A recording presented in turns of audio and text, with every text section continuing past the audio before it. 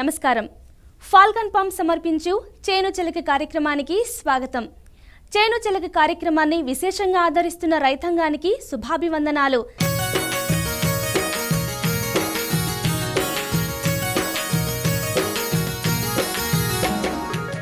ఈ రోజు చేను చిలక కార్యక్రమంలో ప్రకృతి వ్యవసాయం, జీవన ఎరువుల వినియోగం గురించి పరిశోధిస్తూ వినియోగిస్తూ ఎంతో మంది రైతులకు ఆదర్శంగా నిలుస్తున్న కె అశోక్ కుమార్ గారి గురించి తెలుసుకుందాం.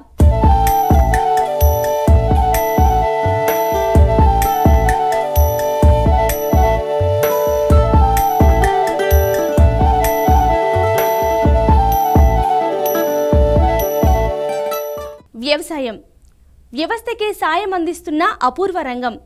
1960 దశకంలో ప్రారంభమైన హరిత విప్లవం దిగుబడులు పెంచినా భూసారాన్ని మాత్రం క్షీణింపచేసింది. రైతులు మొదట్లో నిలదొక్కున్నా ఆ తర్వాత రసాయనిక మందుల పర్వంలో పడి జీవన ప్రమాణాలను పోగొట్టుకున్నారన్న మాట నిజం.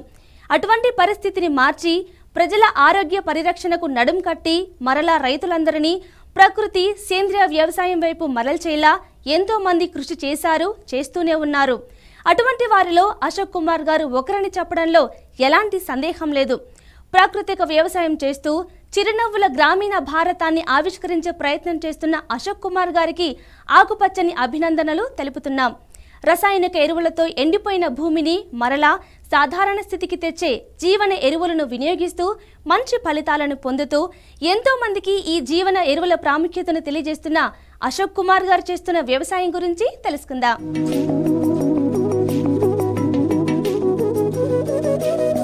సకల జీవకోటికి ఆహారాన్ని అందిస్తున్న అతి ప్రాచీన వృత్తి వ్యవసాయమే.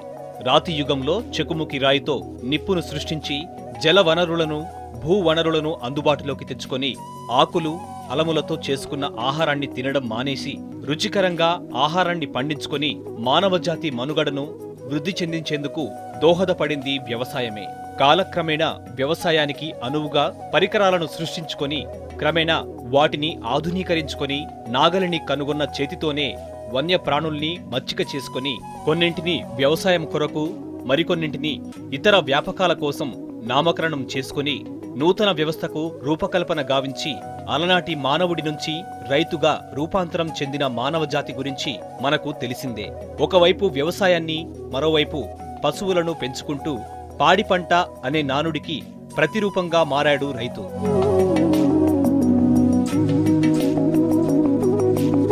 అట్లాగే పరస్పర ఆధారిత ప్రక్రియగా సేద్యాన్ని సనాతన కాలం నుంచి ఆధునిక కాలం వరకు రైతు నడిపిస్తూనే ఉన్నాడు.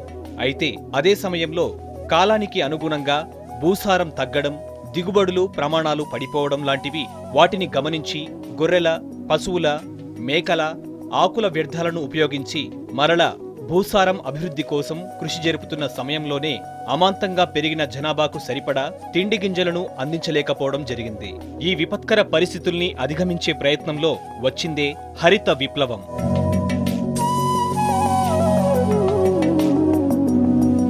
(1960లో ప్రారంభమైన హరిత విప్లవం దిగుబడులను పెంచినా భూసారం మాత్రం క్షీణదశకు చేరుకుంది. రసాయనిక ఎరువుల ప్రాబల్యం భూసారాన్ని అమాంతం మింగేసినట్లయింది. దానికి తోడు అవగాహన లేమి, పోటీతత్వం పెరిగి హైబ్రిడ్ వంగడాల మాయాజాలం రైతుల ఆర్థిక వ్యవస్థనే కాకుండా గ్రామీణ జీవన ప్రమాణాలను కూడా తగ్గించివేసింది.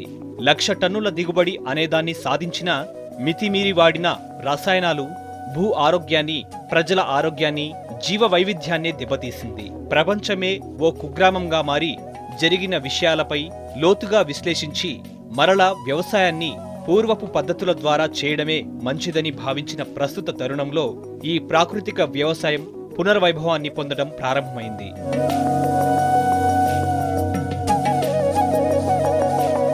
నా పేరు అశోక్ కుమార్. నేను మండల విద్యాధికారిగా పనిచేసి రిటైర్ అయిపోయాను.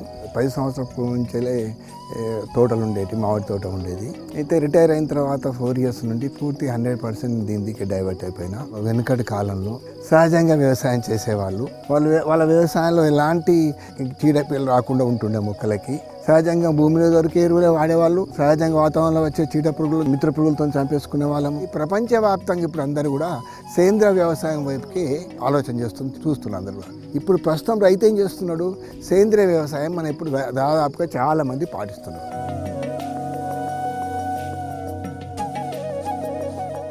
రసాయనిక మందుల ప్రభావం వల్ల భూమిలోని జీవరాశుల్లో అతి ముఖ్యమైన సూక్ష్మజీవుల సముదాయం నాశనం చేయబడింది. అంతేకాకుండా వాటి సంఖ్య దారుణంగా తగ్గిపోవడం జరిగింది.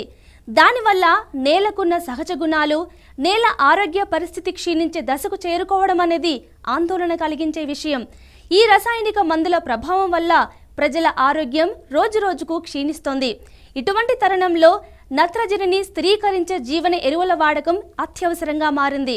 ఆ పరిస్థితిని అర్థం చేసుకున్న అశోక్ కుమార్ మొదటగా ఆచరణాత్మకంగా తానే ఆచరిస్తూ తనకున్న క్షేత్రంలో రైజోబియం, మిత్ర బ్యాక్టీరియా, ఫంగస్ లాంటి వాటిని తయారు చేస్తూ వర్మీ కంపోస్ట్, వర్మీ వాష్ లాంటి వాడుతూ ప్రాకృతిక వ్యవసాయాన్ని అద్భుతంగా చేస్తున్నారు. ఎంతో మందికి చైతన్య స్రవంతిగా మారారు. మరింతగా మనం అశోక్ కుమార్ గారి గురించి తెలుసుకుందాం.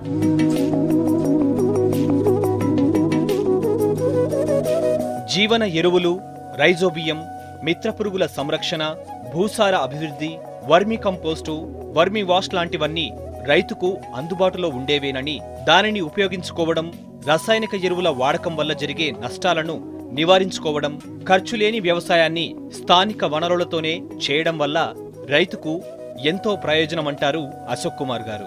ముఖ్యంగా రైతు కూడా ఆరోగ్యాన్ని రక్షించుకోవాల్సిందేనని, అలా ఆరోగ్య పరిరక్షణలో తనతో పాటు ప్రపంచ జనులకు అందించే ప్రయత్నాన్ని తప్పకుండా చేయాలంటారు ఆయన. తరిగిపోతున్న సహజ సంపదలను, భూసారాన్ని అభివృద్ధి పరిచగలిగితే ప్రాకృతిక వ్యవసాయాన్ని పునరుద్ధరింపజేసినట్లేనని ఆయన భావనగా చెప్పొచ్చు.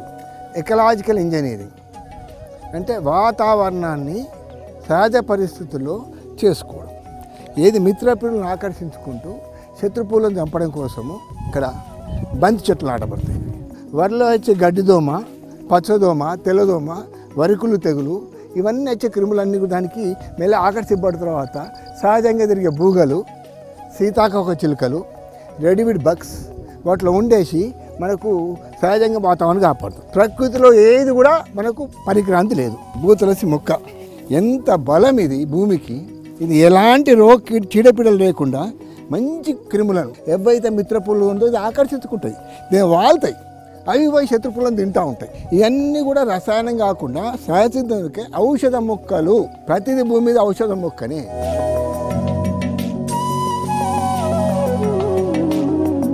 ఇది vermi wash unit. Vermi wash తయారు చేసుకునే విధానం. దీనికి ఒక డ్రమ్ నోట్లో కొనుక్కుంటే 800 రూపాయల డ్రమ్. దీన్ని నాకు సున్నం వేసేటప్పుడు వాటికి వాడుకొని పాడిపోయిన డ్రమ్. ఈ డ్రమ్కి మేము కింది వైపున ఒక రంధ్రం చేసేసుకున్నాం, లేకుంటే పక్కకు నల్లా పొక్క వేసి నల్లా కూడా పెట్టుకోవచ్చు. తర్వాత దీంట్లో ఏం చేయాలి? ఈ ఇల్లు తయారు చేసేటప్పుడు చిన్న చిన్న గ్రానైట్ రాళ్ళు 1 ఫీట్ వరకు నింపేయాలి. తర్వాత ఇంకొక ఫీట్ వరకు 10 ఇంచుల ఫీట్ వరకు ఇలాంటిది మనం జాలి చేయకుండా దొడ్డు ఇసుక 1 ఫీట్ వరకు నింపేసినాం. వర్మీ వాష్ యూనిట్ మనకు రెడీ. ఇళ్ళకి వెళ్ళిన వర్మీ వాష్ ద్రవం అంతా పక్కకి వెళ్ళడం కోసం ఒక నల్లా పెట్టుకోవచ్చు ఇక్కడ, లేకుంటే మేము కిందికి రంధ్రం ఉంటే కిందిదే వాడుకుంటాం. కింద ఒకటి కంటైనర్ పెట్టుకుంటాం. దీంట్లో పైన ఏం చేస్తాము? ఆ పెండ ఎర్రల యొక్క తయారు చేసిన కంపోస్ట్, కొంచెం పెండ, చెత్త మురిగింది తీసుకొచ్చి వేసేసుకోవాలి. వేసుకున్న తర్వాత 1000 వరకు ఇన్ని ఎర్రలు తీసుకొచ్చి ఇలా కలిపేసుకున్నాం. మేము ఇలా వేసేసినాం. ఇప్పుడు ఇంట్లో ఉన్న ఎర్రలు వేసేసి ఇలా పెండ వేసి మళ్ళీ ఇంట్లో మాకు వర్మీ కంపోస్ట్ తయారవుతూ ఉంది. ఇంట్లో ఎర్రలు వేసినాక దీనిలో ఉన్న తర్వాత బాగా నీళ్ళు పోస్తే, చాలామంది రైతులు ఒక నీళ్ళు కుండలు కొద్ది నీళ్ళు పోస్తే అయితే ఎర్రలు చచ్చిపోతాయి, మురిగిపోతాయి, ద్రావకంగా ఎట్లా. మేము పైన చిన్న ఉట్టి కట్టుకొని ఒక కుండకి ఇక్కడ రంధ్రాలు ఉంటాయి. 5-10 రంధ్రాలు చేసుకున్నాం కింది వైపున. ఇట్లా కుండకి ఇట్లా కిందికి ఇట్లా రంధ్రాలు చేసుకున్నాం. చేసుకొని వాటర్ పిల్లలకి చిన్న నీళ్ళు అని చెప్పి ఇట్లా బట్ట పీలికలు పెట్టేసి ఇలా బొత్తులు లెక్క పెట్టేసి దీన్ని ఉట్లో పెట్టుకోవాలి. పెట్టుకొని రోజు సాయంత్రం మేము ఏం చేస్తామంటే దీని నిండా నీళ్ళు నింపెట్టాం. ఇలా కంప్లీట్ ఇలా నీళ్ళు పోస్తాం. ఆ నీళ్ళు బొట్టు బొట్టు తెల్లారి వరకల్లా ఒక్కొక్క బొట్టు నీళ్ళు పడుతూ ఉంటుంది. పడిపోయి ఒక్కొక్క బొట్టు అయినాక ఇప్పుడు ఈ ఎర్రలు అనేటి అలా వర్మి తయారు చేసుకుంటూ ఈ నీళ్లు తీసుకుంటూ దీంట్లోకి వెళ్ళి నీరు పూర్తిగా దీని కైటల్లం ద్వారా నోటి నుంచి వెళ్ళి దీని భాగం నుంచి వెళ్ళి కిందికి ఈ బహిర్ద్వారం ద్వారా బయటకు ఈ బయట వెనుక నుంచి వెళ్ళి నీళ్ళ బొట్టు బొట్టు కిందికి వెళ్ళిపోతుంది.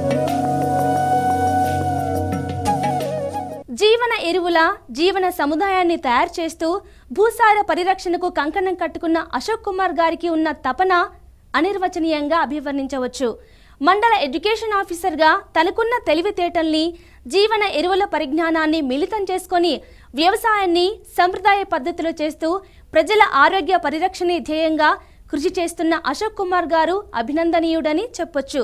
ముఖ్యంగా తక్కువ ఖర్చుతో జీవన ఎరువుల తయారు చేయడం, రైతులకు ఆ విషయాలు చెప్పి వారితోనూ తయారు చేయించి వారి కమతాల్లో వేయించడం లాంటి పనుల్ని దగ్గరుండి పర్యవేక్షిస్తున్న ఆయనకు మరోమారు ఆకుపచ్చని అభినందన సుమాలను అందిస్తున్నాం. మరింతగా అశోక్ కుమార్ గారు చేస్తున్న ప్రాకృతిక వ్యవసాయం గురించి తెలుసుకుందాం.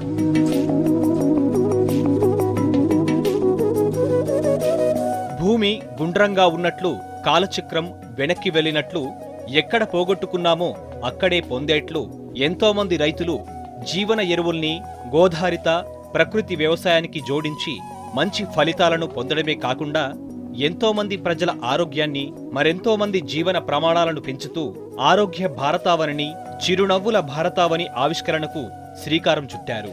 వారిలో ప్రముఖంగా కరీంనగర్ జిల్లా జగిత్యాలకు చెందిన కె అశోక్ కుమార్ ఒకరని చెప్పొచ్చు. భూసార అభివృద్ధికి, ప్రజల ఆరోగ్య వృద్ధికి ఉన్న అవినాభావ సంబంధ వ్యవసాయాన్ని చేస్తూ ఎంతో మందికి స్ఫూర్తిదాయకంగా మారి మరెంతో మందికి ఆదర్శంగా నిలిచి జీవన ఎరువుల వినియోగాన్ని అందరికీ తెలియజేస్తున్న అశోక్ కుమార్ గారికి ఆకుపచ్చని శుభాభివందనాలు తెలియజేస్తున్నాం.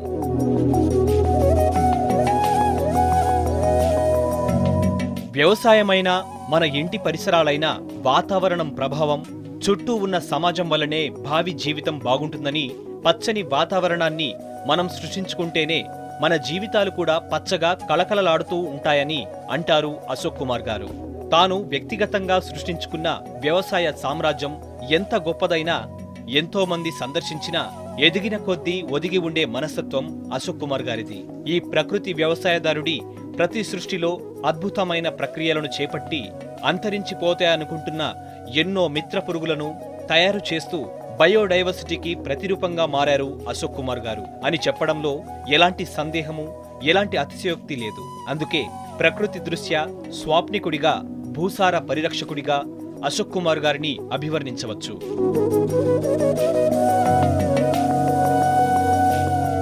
రెడ్వీడ్ బగ్స్ను పెద్ద ఎత్తున మాస్ ప్రొడక్షన్గా రైతు తన క్షేత్రస్థాయిలో, తన క్షేత్రం, తన రూములో, ఇంట్లో తయారు చేసుకోవడం ఎలాగా.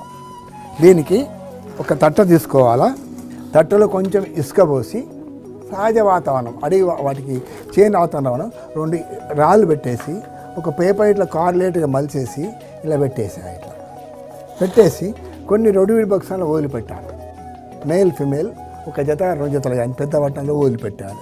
వదిలిపెట్టి వాటికి కావాల్సిన మన వాటికి ఈ ఆహారం వాటికి వేసేయాలి. వాటికి ఈ పురుగులు వేసేయాలి. వీటికి రోజు పురుగులు 2-3 వేసుకోవాలి. అవి తినుకుంటూ ఈ పేపర్ పైన గుడ్లు పెడతాయి. 40-45 గుడ్లు పెడతాయి.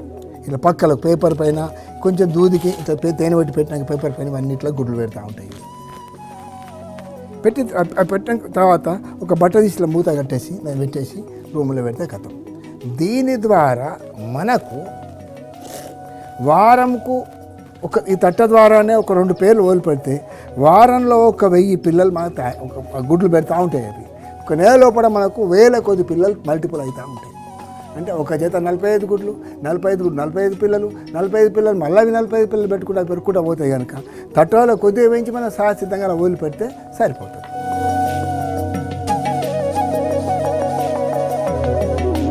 రెడ్వీడ్ బగ్స్ ఇవి అసాసినేషన్ బగ్స్, అంటే మర్డర్ బగ్స్ ఉంటాయి. ఇవి ఎలాంటి పెద్ద పెద్ద క్రిములను కానీ, పొగాకు లద్దె పురుగు, కాయదోసు పురుగు, కొమ్ముదోసు పురుగు, కొబ్బరిలో వచ్చే నల్లతల పురుగు, వంకాయల కూర క్యాబేలు వచ్చే కాండం దొల్చే పురుగు, మామిడి తోట వచ్చే పురుగులన్నింటినీ ఎలాగ తింటే చూడండి. ఒక్క జత నేను తెచ్చుకున్నాను. ఒక జత రెడ్వీడ్ బక్స్ని NIPH ఎంచాలు తెచ్చుకున్నాను స్టార్టింగ్. ఫిమేల్ బొత్త దొడ్డు ఉంటుంది, ఫిమేల్ బక్క ఉండదు, మేల్. ఇది వాటిని ట్రే వాళ్ళు ఇచ్చింది NIPH ట్రే తీసుకొచ్చి పెట్టుకున్నట్టయితే దాని నుంచి నాకు కోటాను తయారైనాయి. ఇప్పుడు అవి కోటానుకోట్లే, ఇవన్నీ అడల్ట్స్ అయిపోయినాయి. వీటికి ఈ అడల్ట్స్కి కొంచెం తేనె పెట్టి ఒక పురుగు వేస్తాం వాటికి. ఏంటిది మనకు బియ్యంలో వచ్చే పురుగులు కానీ, దాని తర్వాత ఏది తేనె తెట్ట. ఈ తేనె తెట్టను చూడండి, ఈ తేనె తెట్ట తీసుకొచ్చేస్తే అన్ని పురుగులు తెల్ల పురుగులు తయారైతాయి మనకు. వాక్స్ వామ్స్ బయటకు వచ్చినాయంటే, తోటలకు వచ్చినాయంటే పోయే ప్రయత్నం చేస్తాయి. రూమ్లో ఉన్నసేపు సప్లై పడుకుంటాయి, ఈ రాగానే బయటకు వచ్చి ఈత పేస్తాయి. దీనికి ఈ వ్యాక్స్ వామ్ ఒక్కటి వేసేసినట్టయితే 45 గుడ్లు పెడుతుంది. ఈ 45 గుడ్లు 1 వీక్లో 40 నుంచి 40 దాకా పిల్లలు ఇట్లా పొదుగా పడతాయి. ఇవి పిల్లలు ఫస్ట్ డే ఇప్పుడు వెళ్తున్నాయి. ఇలా నిన్ననే గుడ్ల నుంచి 1 వీక్ అయిపోయింది, ఇవాళ మార్నింగ్ వెళ్ళినాయి. ఇవన్నీ గుడ్లకి వెళ్తున్నాయి. ఇళ్ళకి వెళ్ళి చేన్లలో, చిలకల్లో, తోటల్లో ఎలాంటి లార్వా, ఎంత పెద్ద పురుగు, ఇంత పెద్ద పురుగు, పెండలచ్చే పురుగు, పోగలదే పురుగు, తర్వాత ఈ కొమ్మలు కాయ పురుగు దిద్యం చేసుకుంటూ గుడ్లు పెట్టుకుంటూ పిల్లలు చేసుకుంటూ ఆటోమేటిక్గా అవి చెవే పెరుక్కుంటూ పోతాయి.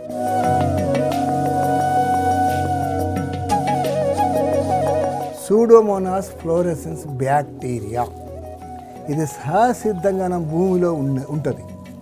ఇంతకుముందు ట్రైకోడర్మా సహసిద్ధంగా న్యాచురల్ వ్యవసాయంలో మా తాతల కాలంలో భూమిలో ఉన్నాయి. ఇవన్నీ కూడా కెమికల్ వ్యవసాయంతో ఈ మైక్రోబ్స్ చచ్చిపోయినాయి. ఇప్పుడు మనం కృత్రిమంగా బయటకు పోయి సూడోమోనాస్ బ్యాక్టీరియాను కొనుక్కొచ్చుకొని మేము పెంటలో కలుపుకొని వాడుతున్నాం 100 ఖర్చు పెట్టి. ఈ సూడోమోనాస్ బ్యాక్టీరియా తయారు చేయడము అల్లుక ఈజీగా రైతు ఎంత ఒక 20 గ్రాముల బెల్లం పొడి చేసి అలా బెల్లంనంతా స్టీల్ టబ్లో వేసుకోవడం. 20 గ్రాముల బెల్లంను స్టీల్ డబ్బాలో వేసేసి పొడి చేసేసేసి దాంట్లో లీటర్ నీళ్లు పోసేసి కొద్దిగా డ్రై ఈస్ట్. ఈ డ్రై ఈస్ట్ పౌడర్ మనకు ఇంత అవసరం లేదు. ఈ డ్రై ఈస్ట్ పౌడర్ 10 రూపాయలు ఇస్తే మనకు ఏది ఏ డబల్ రొట్టెలో బేకర్లో వాళ్ళు ఇచ్చేస్తారు మనకి ఇంత ఈస్ట్. అది బేకర్లో పిండి ములి ఇవ్వటం వాడేది. 10 రూపాయలు డ్రై ఈస్ట్ వేసుకుని అలాగే 5 రూపాయలు డ్రై ఈస్ట్ కొంచెం అంత వేసేస్తే సరిపోతుంది. ఇంత అంతా డ్రై ఈస్ట్ వేసేసి బెల్లంలో కలిపేసి బాగా కలిపేసి మంచి శుభ్రమైన మా తాగని తీసేసి కొల పెట్టేసి మూత పెట్టేసి ఇంక 3 నీళ్లు పోసి 40 నిమిషాలు కరెక్ట్ మనం ఫస్ట్ విజిల్ అయిన తర్వాత 40 నిమిషాల వరకు దీన్ని బాయిల్ చేయాలి. ఇది మేము రైతు స్థాయిలో చేయాలంటే కూడా ఏం లేదు, అతను 40 నిమిషాలు కుక్కర్ కూడా అవసరం లేదు. ఈ నీళ్ళని రైతు స్థాయిలో మొదట్లో మనం మదర్ కల్చర్ తయారు చేయడం కోసం ఇవన్నీ పద్ధతులు. రైతు స్థాయిలో చేసుకోవాలంటే ఈ బెల్లపు నీళ్ళు మనం ఈజీ కలిపిన బెల్లపు నీళ్ళను ఆ బెల్లపు నీళ్ళల్లో ఈస్ట్ కొద్దిగా వేసుకొని దీంతో అంత ఈ తయారు చేసిన మదర్ కల్చర్ మొదటి తయారు చేసిన సూడోమోనాస్ లిక్విడ్ ఉన్నాయి కదా, ఆ లిక్విడ్ను ఒక్క 2 మూతలు అలా పోసుకున్నట్టే కొంచెం 2 మూతలు అలా పోసేసి ఆటోమేటిక్ అది అలా పులిసిపోయి పెరుగు తోడేసినట్టే పోయి ఈ బెల్లపు నీళ్ళు అంతా పులిసిపోయి సూడోమోనాస్ లిక్విడ్ 1 లీటర్ తయారు. ఈ లీటర్ లిక్విడ్ తీసుకెళ్ళి అందులోకి వెళ్ళి ఒక అంత 100 ml పెండలో కలుపుకున్నట్టయితే అదే పెండ కుప్పలో ఇంత 10 కిలో కుప్పలో కలుపుకోవాలి. అది 3 రోజుల తర్వాత దాన్ని తీసుకుపోయి ట్రాక్టర్ కుప్పలో కలపాలి. ఆ ట్రాక్టర్ కుప్ప నిండా మనకు సూడోమోనాస్ దాంట్లో బ్యాక్టీరియా పెరిగిపోతుంది.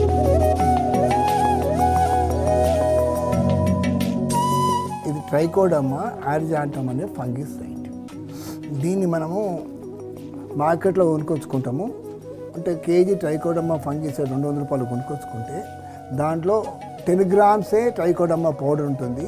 తర్వాత తక్కిన 990 గ్రాములు క్యారియర్ పౌడర్ ఉంటుంది.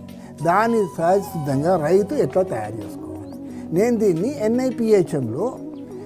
NIPHలో అక్కడ మదర్ కల్చర్ తెచ్చుకొని ఫస్ట్ మదర్ కల్చర్ తెచ్చుకొని ఆ మదర్ కల్చర్ నుంచి ఫస్ట్ నేను తయారు చేసిన ట్రైకోడర్మా మదర్ కల్చర్ ఫంగిసైడ్. ఈ మదర్ కల్చర్ని ఇది ల్యాబ్లో ఇంట్లో తయారు చేయడం రైతు కష్టతరం, కానీ ఒకసారి మేము తయారు చేసినాక దాన్ని తీసుకుపోయి వల్ల తయారు చేసుకోవచ్చు. దాని ఇట్లా ఆటోకేవ్ బ్లాక్స్ ఉంటాయి. ఆటోకేవ్ బ్లాక్స్లో శుద్ధి చేసిన 100 గ్రాముల జొన్నలు వేస్తాము. వాటికి మళ్ళీ 100 ml ఇట్లా నీళ్లు కలపాలా. కలిపేసి మీదకి ఇట్లా ఇది పెట్టేసేసి ఇలాంటి పైప్ పెట్టేసేసి దీన్ని 40 నిమిషాల వరకు కుక్కర్లో బాయిల్ చేయాలి. బాయిల్ చేసినాక ఆరిపోయినాక దానికి ఇంక్యుబేటర్లో ట్రైకోడర్మా మదర్ కల్చర్ను ఒక చిన్న డ్రాపు దాంట్లో ఇంక్యుబేటర్లో అంటే ఇట్లా ఈ సాలదీపంతో వేడి చేసుకుని ఇలా పెట్టుకుని మెల్లగా కలిపేయాలి, కంటామినేట్ కాకుండా. కలిపిన తర్వాత మనకు వాటి లోపల 3 రోజుల తర్వాత స్పోర్ట్స్ బయటకు వస్తాయి. మనకు అయినాక పొడి తయారు చేసినాక ఇట్లా గ్రాన్యూల్స్ మనం తయారవుతాయి. ట్రైకోడర్మా జొన్న విత్తనాలకు వచ్చిన గ్రాన్యూల్స్ పౌడర్ ఆకుపచ్చ మొత్తం తయారవుతాయి. 1 వీక్ లోపల ఇట్లా ప్లేట్లు మార్చుకుని వేసినా కూడా వాటిలో గ్రాన్యూల్ తయారవుతాయి. కొన్ని గ్రాన్యూల్స్ ఇన్నాన్ని అన్నంలో కలిపేసేసి దానిపైన పేపర్ డైలీ పేపర్ ఇట్లా పెట్టేసేసి గాడి కట్టేసి కప్బోర్డ్లో పెట్టేసుకోవాలి, పక్కన పెట్టేయాలి. 2 రోజుల తర్వాత వాటిలో రోజు తీసుకుంటూ 2 రోజుల తర్వాత చూస్తే మనకు వీటిలో ఇది 3rd డే ఇది వాళ్ళ వీటిలోపట ఈ గ్రాన్యూల్స్కి అంతా తెల్లగా బూజు వస్తుంది. ఫంగస్ ట్రైకోడర్మా బూజు వస్తుంది, తెల్ల బూజు ఏమవుతుంది, ఆకుపచ్చగా మారుతూ ఉంటుంది. 1 వీక్లో ఇక 3 రోజుల తర్వాత ఎప్పుడైతే స్పోర్ట్స్ తయారయ్యి బూజు మారిపోయి బూజు వస్తూ ఉంటుందో రోజు ఒకసారి తీసేయాలి. స్టాప్లతోనూ కొంత ఇట్లా మెల్ల ఇట్లా కలుపుకుంటూ పోతే వారం వరకు అంతా ఆకుపచ్చ పౌడర్ తయారవుతుంది. ఇలాంటి గ్రాన్యూల్స్ కిలో ఆకుపచ్చ ట్రైకోడర్మా పౌడర్ తయారు.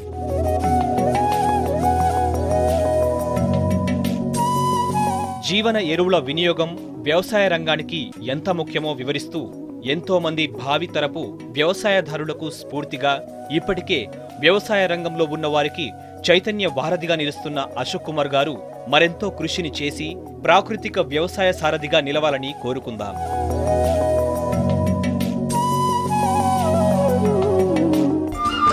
ఈ కార్యక్రమంపై మీ సలహాలు, సూచనలు, అభిప్రాయాలను 9553955390కి తెలియజేయగలరు. ఇది ఈనాటి ఫాల్కన్ పామ్ సమర్పించు చేను చిలక కార్యక్రమం. మరో పంటతో మళ్ళీ కలుద్దాం. నమస్తే.